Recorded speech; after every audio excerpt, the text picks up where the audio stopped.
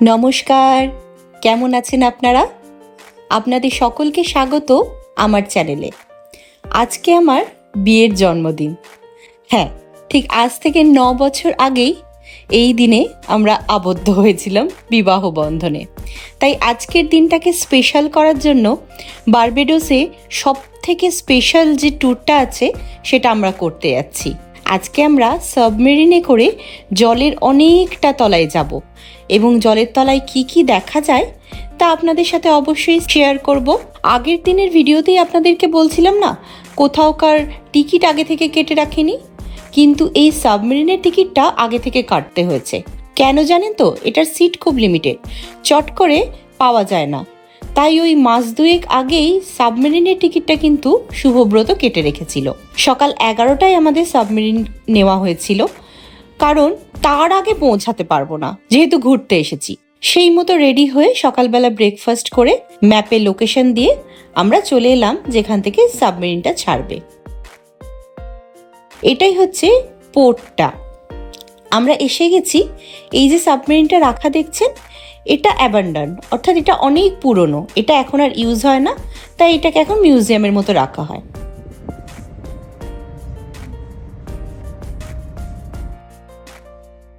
এসে এদের অফিসের নাম বলতে এরা 3টে বোর্ডিং পাস দিল 3 জনের জন্য, যে যখন সাবমেরিনে এন্ট্রি হবে তখন এই বোর্ডিং পাসগুলো দেখাতে হবে।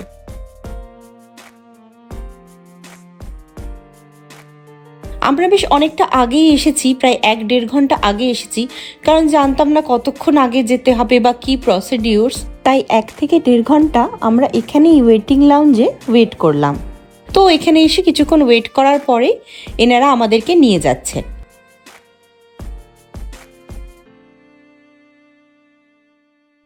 যখন আমরা ওয়েটিং লাউঞ্জে বসেছিলাম তখন ওনারাই আমাদের বলে দিলেন যে প্রথমে একটা ছোট্ট লঞ্চে করে আমাদের মাঝ সমুদ্র অবধি নিয়ে যাওয়া হবে, কারণ ওখানেই আমরা পাবো সাবমেরিনটা।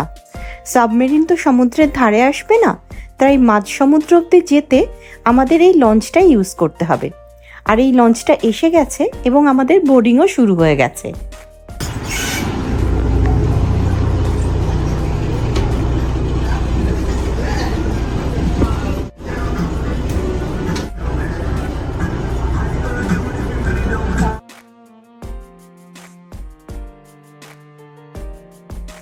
লঞ্চে বসার কিছুক্ষণের মধ্যেই লঞ্চটা ছেড়ে দিল। ছাড়ার সাথে সাথেই ইনি হচ্ছেন এই লঞ্চের ক্যাপ্টেন।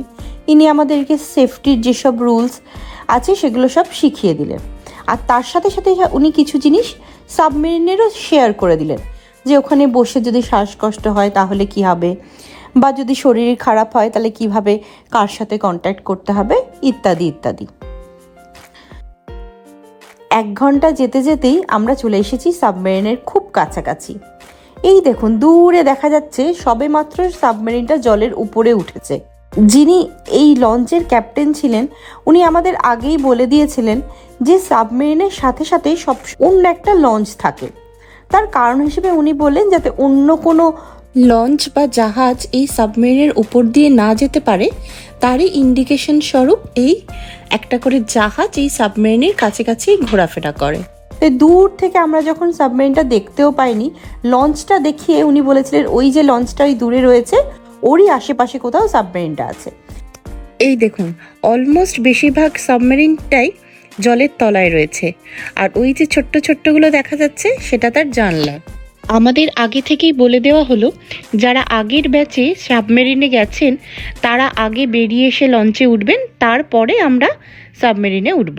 এই লঞ্চের সাথে এই একটা সিঁড়ির মাধ্যমে সাবমেরিনটাকে কানেক্ট করা হয়েছিল, এবং একজন একজন করে করে সাবমেরিনের সিঁড়ি দিয়ে এবার আমরা তলায় যেতে শুরু করেছি।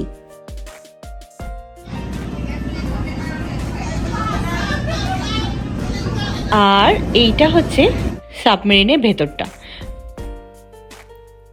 দুদিকে মানুষের বসার জায়গা আছে, আর প্রত্যেকটা সিটের সামনে করেই একটা করে জানালা রয়েছে।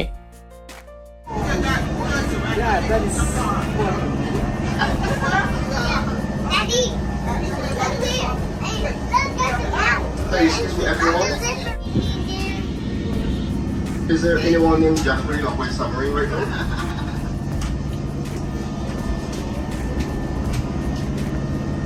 এই দেখুন আমাদের সাবমেরিনটা ছেড়ে দিয়েছে, আর যত জলের নিচে যাচ্ছে জলের উপরে লেয়ারটা কিন্তু খুব সুন্দর বোঝা যাচ্ছে, এবং তার উপরে যে সূর্যের আলোটা পড়ছে সেটাও কিন্তু এখনো পর্যন্ত দেখা যাচ্ছে।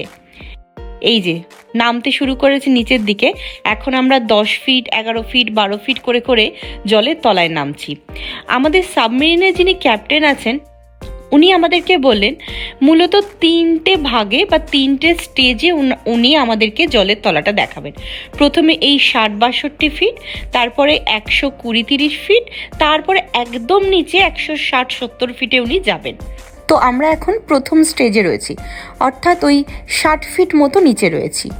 এখানে আমরা কি কি ধরনের জলজ প্রাণী দেখতে পাই, কি কি জলজ উদ্ভিদ দেখতে পাই, আর এইখান পর্যন্ত এখনো পর্যন্ত সূর্যের আলোটা কিছুটা পরিমাণ পৌঁছায়, এইসব উনি ডিসকাস করে দিলেন। উনি বললেন এখানে প্রচুর পরিমাণে সামুদ্রিক মাছ দেখতে পাওয়া যায় এই পর্যায় অবধি, তার কারণ এখানে প্রচুর পরিমাণে উদ্ভিদ জন্মায়, কারণ এত দূর পর্যন্ত সূর্যের আলোটা সমুদ্রের তলা অবধি এসে পৌঁছায়, আর তার ফলে এখানকার উদ্ভিদরা খাদ্য তৈরি করতে পারে এবং বেঁচে থাকতে পারে, এবং সেই খাদ্য মাছরা খেয়ে বেঁচে থাকে, তাই তারা এই অংশটাতে প্রচুর পরিমাণে বসবাস করে। যেসব কালারফুল মাছ আমরা সাধারণত অ্যাকোয়ারিয়ামে দেখতে পাই, সেই সব মাছ আমরা এই জলের তলায় দেখে ভীষণ ভীষণ আনন্দ পেয়েছি। আমার না এক সময় মনে হচ্ছিল একটা বড় অ্যাকোয়ারিয়ামের মধ্যে আমাকে ঢুকিয়ে দেওয়া হয়েছে, আর আমি নানা রকম মাছ সেখানে দেখতে পাচ্ছি।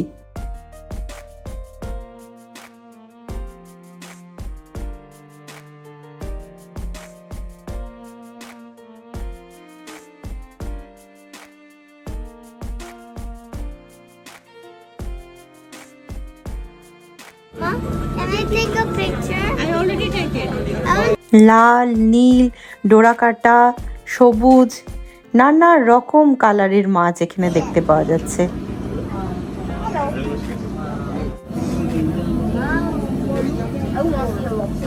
বাহ, এরা তো কি সারিবদ্ধ হয়ে যাতায়াত করে দেখুন। প্রত্যেকটা মাছ কিন্তু লাইন দিয়ে দিয়ে চলছে।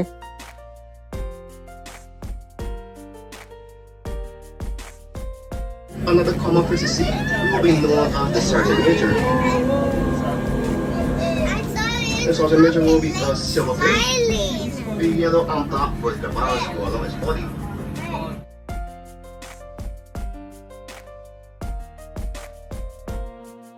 এরপরে আমরা যাচ্ছি দ্বিতীয় জায়গায়, অর্থাৎ আরো গভীরে। এই যে সামনে দেখুন, দেখতে পাচ্ছেন যিনি চালাচ্ছেন উনি ক্যাপ্টেন, আর তার সঙ্গে তার অ্যাসিস্ট্যান্ট ক্যাপ্টেন। এরপর আমরা দ্বিতীয় জায়গায় যাচ্ছি, দেখতে পাচ্ছেন আমরা প্রায় 120-30 ফিট নিচে যাব। এই যে এখানে ক্যালকুলেট করে দেখাচ্ছে যে কতটা নিচে আছে। এই জায়গাটা তুলনামূলকভাবে সমুদ্রের আলো এসে পৌঁছায় না। সমুদ্রের গভীরতা তো সব জায়গায় সমান নয়, তাই এই জায়গাটা আরও গভীর, এবং এই জায়গায় আপনি লক্ষ্য করতে পারবেন উদ্ভিদের সংখ্যা নেই বললেই চলে।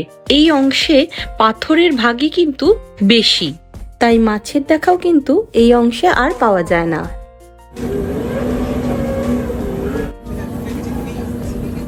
আমরা চলে এসেছি আরও জলের তলায়, আরও গভীরে, এবং এইখানেই রয়েছে আপনাদের জন্য একটা বড় সারপ্রাইজ।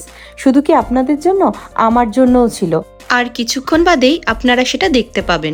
এই দেখুন, এটা একটা স্টিংরে,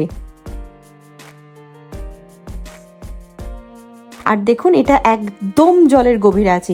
দেখে মনে হচ্ছে না যে পুরো বিস্তীর্ণ একটা খেলার বড় মাঠ। জলের তলায় আছি এটাই ফিল হচ্ছে না। এখানে জল যেমন পরিমাণ শান্ত তেমন গভীর, এবং এখানে কোনো রকম কোনো গাছপালা কিচ্ছু নেই। আর এইটা হচ্ছে আমার জন্য একটা বড় সারপ্রাইজ। হঠাৎ করেই জলের তলায় দেখলাম একটা বড় ধ্বংসে পরিণত জাহাজ।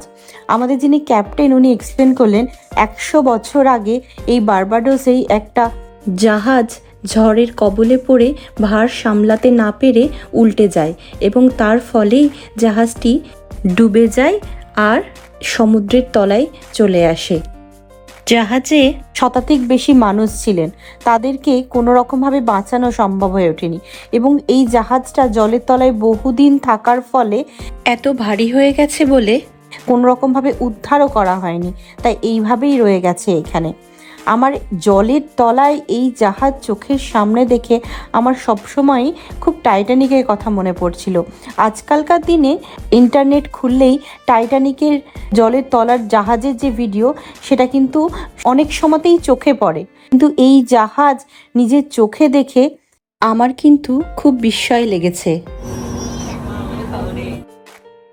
আস্তে আস্তে আমরা আবার জলের তলায় থেকে অনেকটা উপর দিকে উঠে আসছি, তাই কালারফুল নানা রকমের নানা রঙের মাছ আমরা এখানে দেখতে পাচ্ছি।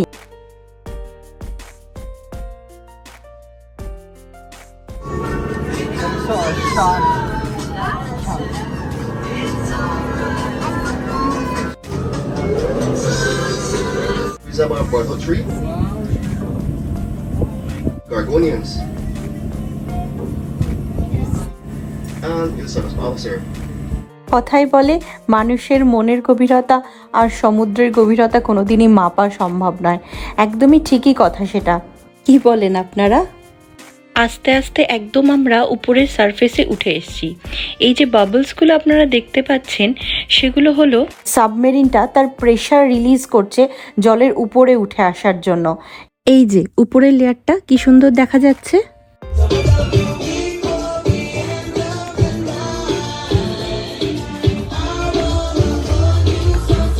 খুব সুন্দর লাগলো আমার এই ভ্রমণ। সারাটা জীবন কিন্তু মনে থাকবে এই এক্সপিরিয়েন্সের কথা। আজকে অ্যানিভার্সারি বলে আমরা হোটেলে খাবো না বলে ঠিক করেছিলাম, তাই আমরা বাইরের লোকাল ডিশ ট্রাই করব বলে এই লোকাল একটা ফুড মার্কেটে এসেছি।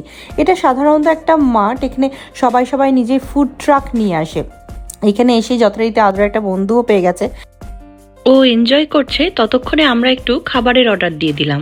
খাবারের অর্ডার দিয়ে দিয়েছি, আমাদের সাথে এই একটা ছোট্ট মিটার দিয়েছিল। এই ব্লিঙ্ক করছে যে চারিদিকে লাইটটা, তার মানে হচ্ছে আমাদের খাবারটা রেডি হয়ে গেছে। আমরা নিয়েছিলাম একটা চিকেন র্যাপস, তার সাথে চিকেন ফ্রাইস আর ফ্রেঞ্চ ফ্রাইস। সব মিলিয়ে আজকের 9তম বিবাহবার্ষিকী কিন্তু আমার মনে থেকে যাবে। আশা করি আপনাদেরও ভালো লেগেছে। আমার ভিডিও যদি আপনাদের ভালো লেগে থাকে তাহলে সাবস্ক্রাইব করে দেবেন, আর যদি পারেন তাহলে বন্ধুদের সাথে একটু শেয়ার করে দেবেন। খুব শীঘ্রই দেখা হচ্ছে একটা নতুন ভিডিওতে। আজকের মতো আসি তাহলে। সকলে ভালো থাকুন, সুস্থ থাকুন আর আনন্দে থাকুন।